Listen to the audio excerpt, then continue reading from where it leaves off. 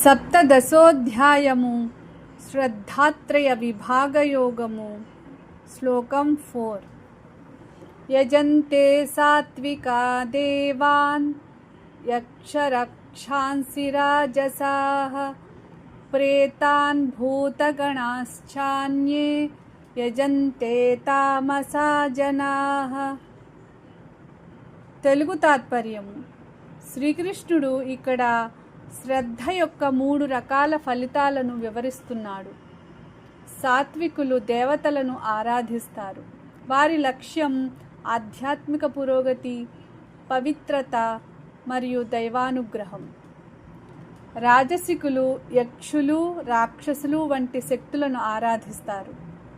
వారి ఉద్దేశ్యం సాధారణంగా ఐశ్వర్యం, శక్తి, ప్రతిష్ఠ లేక భౌతిక లాభాలను పొందడం. తామసికులు అజ్ఞానంతో ప్రేతాలు, భూతగణాలు వంటి వాటిని ఆరాధిస్తారు. వారి ఆరాధన భయం, మూఢనమ్మకాలు లేదా అజ్ఞానం వల్ల జరుగుతుంది. ఈ శ్లోకం ద్వారా మనిషి ఎవరిని ఆరాధిస్తాడో అది అతని అంతర్గత గుణాన్ని ప్రతిబింబిస్తుందని భగవానుడు తెలియజేస్తున్నాడు. हिंदी तात्पर्य. भगवान श्री कृष्ण बताते हैं कि मनुष्य की श्रद्धा उसके उपास्य को भी निर्धारित करती है. सात्विक लोग देवताओं की पूजा करते हैं क्योंकि उनका उद्देश्य शुद्धता और आध्यात्मिक उन्नति होता है. राजसी लोग यक्षों और राक्षसों की पूजा करते हैं क्योंकि वे शक्ति, धन, यश और सांसारिक लाभ चाहते हैं. तामसी लोग प्रेतों और भूतगणों की पूजा करते हैं. उनकी उपासना अज्ञान, भय और अंधविश्वास से प्रेरित होती है. इस प्रकार व्यक्ति जिस प्रकार की श्रद्धा रखता है उसकी उपासना भी उसी के अनुरूप होती है. English meaning. Those of sattvic nature worship the gods, means devas. Those of rajasic nature worship yakshas and rakshasas, seeking power, wealth or worldly success. Those of tamasic nature worship ghosts, spirits and other lower entities. Krishna explains that a person's object of worship reflects the quality of their faith. Pure-minded people are drawn toward higher divine ideals, while those dominated by passion seek material gains. Those influenced by ignorance may engage in practices rooted in fear, superstition, or delusion. The verse emphasizes that worship is shaped by one's inner nature, and the object of devotion often reveals the dominant guna within the worshipper.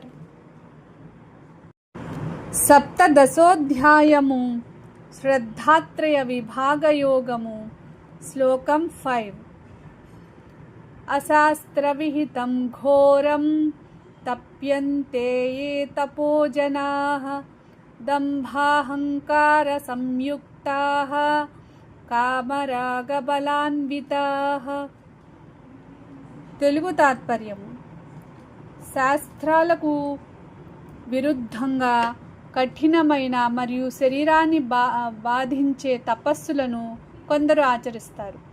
వారు నిజమైన ఆధ్యాత్మిక పురోగతి కోసం కాకుండా డాంభికత్వం, అహంకారం, కోరికలు మరియు మమకారంతో అలా చేస్తారు.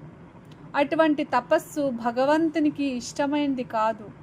శాస్త్రోక్త మార్గాన్ని విడిచిపెట్టి తమ గొప్పతనాన్ని ప్రదర్శించుకోవడానికి లేదా ప్రత్యేక శక్తులు పొందడానికి చేసే తపస్సు ఆధ్యాత్మికంగా శ్రేయస్కరం కాదు. हिंदी तात्पर्य. जो लोग शास्त्रों में वर्णित न किए गए कठोर और कष्टदायक तप करते हैं वे प्रायः दंभ, अहंकार, कामना और आसक्ति से प्रेरित होते हैं। उनका उद्देश्य आत्मशुद्धि नहीं है, बल्कि अपनी श्रेष्ठता दिखाना या विशेष लाभ प्राप्त करना होता है। इसलिए ऐसा तब भगवान को प्रिय नहीं है और ना ही वह वास्तविक आध्यात्मिक उन्नति का साधन है। English meaning. Krishna describes people who perform severe austerities not sanctioned by scripture. Such practices are motivated by pride, ego, desires, and attachment rather than genuine spiritual discipline. These individuals may undertake harsh penances to gain recognition, power, or personal advantage. Since their motivation is impure and not guided by scriptural wisdom, such austerities don't lead to true spiritual growth. The verse teaches that the value of austerity depends not only on the act itself but also on its motive and conformity with righteous principles.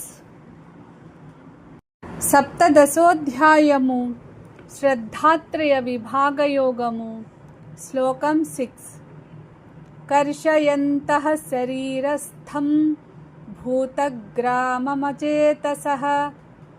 మాం చైవాంతః శరీరస్థం తాన్ విద్యాసురనిశ్చయాన్. తెలుగు తాత్పర్యము: శాస్త్రవిరుద్ధమైన కఠిన తపస్సుల ద్వారా తమ శరీరాన్ని బాధించేవారు ఆ శరీరంలో ఉన్న పంచభూతాల సముదాయాన్ని మాత్రమే కాదు, ఆ శరీరంలో అంతర్యామిగా ఉన్న భగవంతుని బాధిస్తున్నట్లే. అటువంటి వారు వివేకం లేనివారు. వారి ఆలోచనలు ఆసుర స్వభావానికి చెందినవి. నిజమైన తపస్సు శరీరాన్ని నాశనం చేయడం కాదు, దానిని ధర్మ మార్గంలో ఉపయోగించి మనస్సును, ఇంద్రియాలను శుద్ధి చేయడం. हिंदी तात्पर्य: जो लोग शास्त्र विरुद्ध कठोर तप द्वारा अपने शरीर को कष्ट देते हैं, वे वास्तव में शरीर में स्थित पंचभूतों को और शरीर के भीतर स्थित परमात्मा को भी पीड़ा पहुंचाते हैं. ऐसे लोग विवेकहीन हैं और उनकी प्रवृत्ति आसुरी कही गई है. सच्चा तप शरीर को नष्ट करना नहीं है, बल्कि उसे साधना और आत्मोन्नति का साधन बनाना है. English meaning.